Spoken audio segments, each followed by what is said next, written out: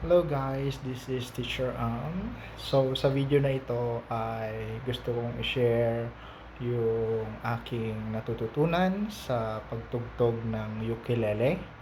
I-share ko sa inyo sa mga gustong matuto na tumugtog ng ukulele. Samahan niyo ako dahil ako ay beginner din.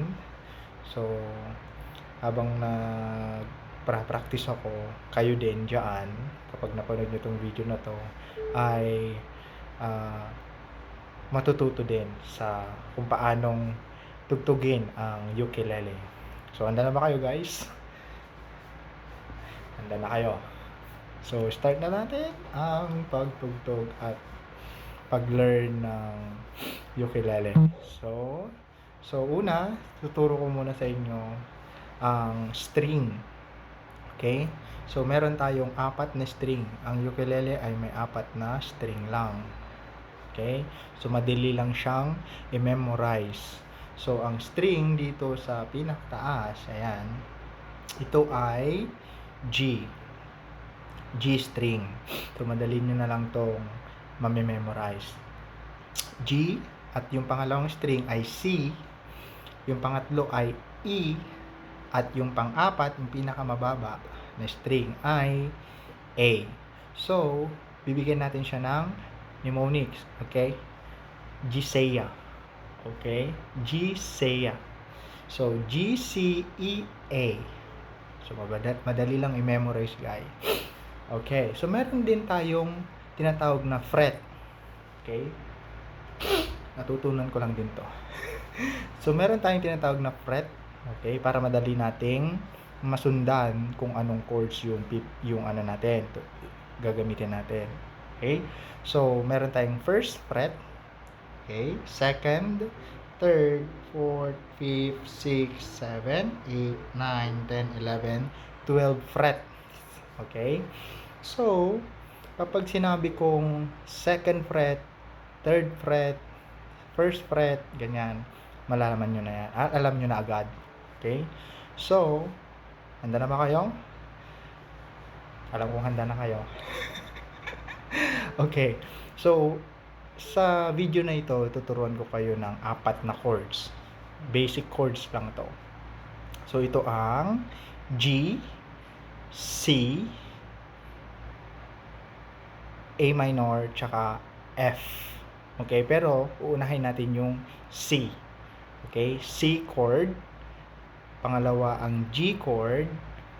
Pangatlo ang A minor chord. And F ang pinaka-huli. So, 4 lang. Para madali lang natin tong masundan. Okay? So, unahin natin ang C. Asan nga ba ang C chord dito sa ukulele? Okay. So, punta tayo sa C. Okay? C chord. Ngayon, pindutin natin ang A string. Okay? A string, third fret, pangatlong fret. So, andito ang fret, 1, 2, 3. Tapos, yung A string, ito. Okay? So, dito natin pipindutin ang C. Okay? So, ito yung C. Okay? Ano ba ang tunog ng C? Ganito ang tunog niya. Ayan, ang bilog. Yan ang C. Third fret, 1, 2, 3. A string. Ayan. That is C. Okay? C. So, ako guys, ginagamit ko yung middle finger ko. Middle finger. Para sa C. Para madali lang akong maglipat-lipat ng chord. So, ito yung C. Okay? Next natin guys is, okay, G. Okay? Ano nga ba yung G? So, middle finger na naman ang gagamitin ko. I-adjust ko lang dito sa second fret, A string. Okay? Second fret, A string. Tapos, yung pangalawa ay dun sa C, second fret. C string, second fret. Ayan. C string, second fret. At yung pangatlo ko, itong index finger ko is dito sa my second string. Ito yung C, tsaka second fret. Okay? And then, yung ring finger ko dito sa my third fret, A. Ay, no. E. Okay? E string, 3rd fret. So, yan ang G. So, ganito ang tunog ng G. Ayan, guys. Okay? So, meron na tayong C, G. Ayan. Okay? So, dalawa na, guys. Dali lang. Okay? Pangatlo yung A minor. Okay? A minor, isa lang na naman. Okay? Pwede ito ang gamitin mo. Okay? Ako, ginagamit ko ang middle finger doon sa G string, 2nd fret.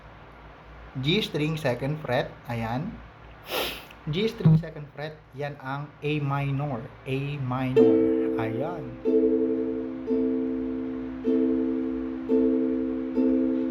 Okay, so meron ka ng tatlo. Okay, so meron ka ng tatlong chord sa ukulele. Ayan. So yung pang-apat ay yung F. Okay, dito naman tayo sa G, dun sa may A minor kanina. Okay, A minor kanina. Doon pa din yan. Okay, dito sa G string, 2nd fret. Tapos yung index finger mo, dito tayo sa 1st fret, E string. E. Okay? E string. Ayan. 1st fret E string. Yan ang F. Okay? F. F chord. Ayan. So, meron ka ng 4 na natutunan. Okay? Sa ukulele. Okay? So, ulitin natin. C. 3rd fret. A string. G, second fret, A string, tapos C string, 2nd fret, tapos 3rd fret, E string. And then, meron tayong A minor, isa lang, sa G string, 2nd fret. Okay? And ang last ay yung index finger mo ay doon lang sa 1st fret, E string. Ayan, yan ang F. So, meron ka na 4 chords na natutunan sa ukulele. Okay? So, sa next video ko, tuturo ko sa inyo kung ano yung mga pwedeng tugtugin sa C chord, G chord, A minor chord, and F chord sa ukulele. So, yun lamang guys. Thank you so much. Sana may natutunan kayo. Bye!